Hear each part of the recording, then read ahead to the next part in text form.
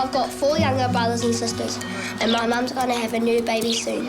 And we live in Omahu, a little town in the North Island of Aotearoa, New Zealand.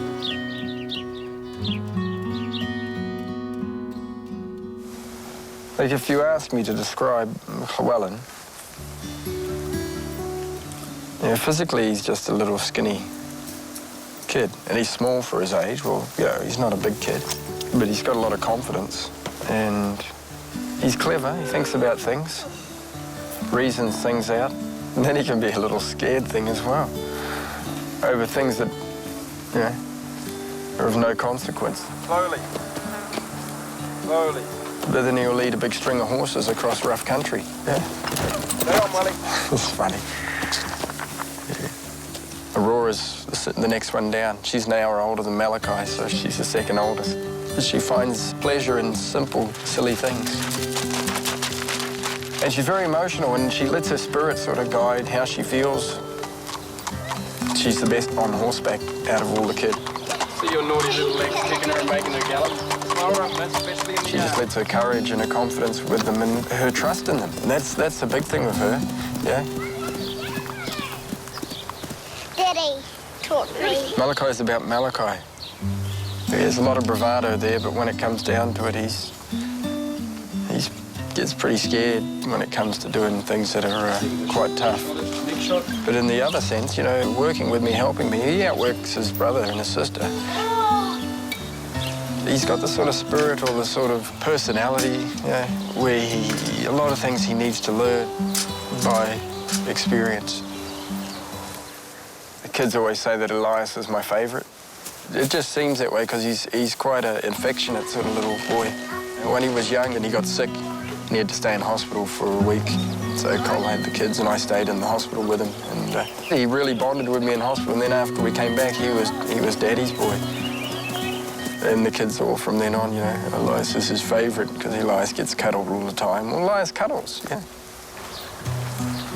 Corbin's about Corbin, yeah. Whenever she's doing something, it's because it's what Corbin wants to do. Yeah. I can't. You can. She'll do something, and if she'd thought about it, she'd know fair well the consequences. Oh, no, you're not going. It's like she's surprised at it. Yeah. I was just doing what I wanted to do. One more. She's the girl version of Malachi. At the same time, she's really loving. Loves her mummy and daddy. When she realises she's hurt us, she's always doing things like writing little sorry notes and how much she loves us and that, How do you spell mum? M. You. Very good. My mum's name is Colleen, and she's the bestest mum in the world. Mummy Colleen. There's no better mum than her. I have. Many people tell me I'm crazy. I have 5 kids and 1 on the way. It doesn't bother me that we've got quite a few children, and I'd like to have more, so, yeah. This is my grandfather, Papa Weedle's house. He's my dad's dad, and he grew up in this house. It's been handed down from generation to generation. They've had 7 generations now of the Karena family in this home. So I think it's quite a rich heritage really they have with this Karena name, and also this house. It's over 100 years old.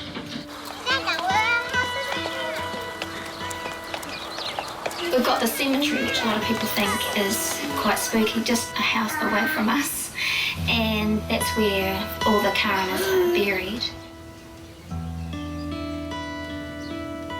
Yeah, all of them were relatives, all the Karenas. We had heaps of them. People from the Māori battalion, and heaps of family, heaps of people live there. It's over 100 years old.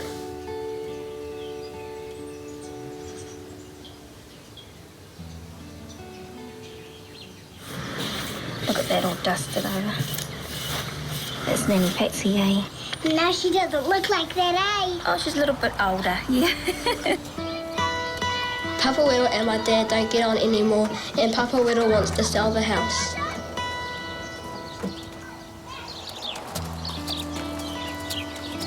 Come in. Today's kind of special because Mum and Dad are going to buy the house. They're taking my new baby sister Salem with them. I resigned myself to the fact that we could lose our home, but life goes on. We'll get over this. We live quite a blessed life. If we lose it. If not, it'll be even more blessed. But someone else had already bought the house, so Mum and Dad didn't even get to bid. This is my home. This is my home, this is my community, this is where I decided I was going to live.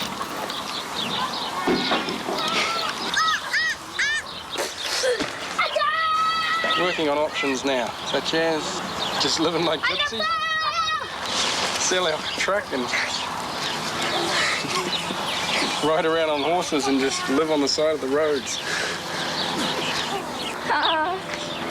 That's not where I'd like to be, but I've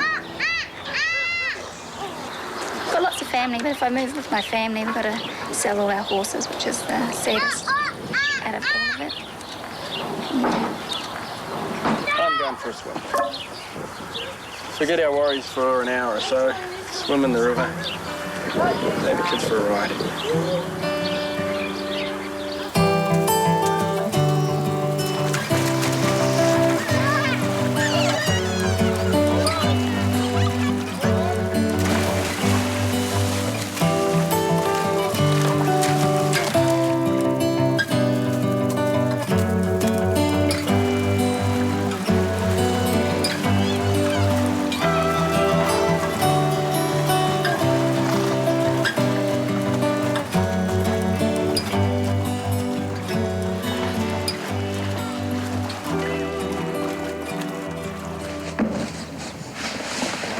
It's getting quite nasty there. We had, on Sunday, we had, I'd say, about 15 people here. The guy who apparently has brought it, him and his family came over and they were just, he was swearing at us and yeah. Not that you need 15 people to come and kick a family off. I don't know, maybe it was intimidation tactics, I don't know. Well, it intimidated me anyway. He's a prison warden, the guy who come around to, who my dad sort of done a deal with and got him to try and kick us out.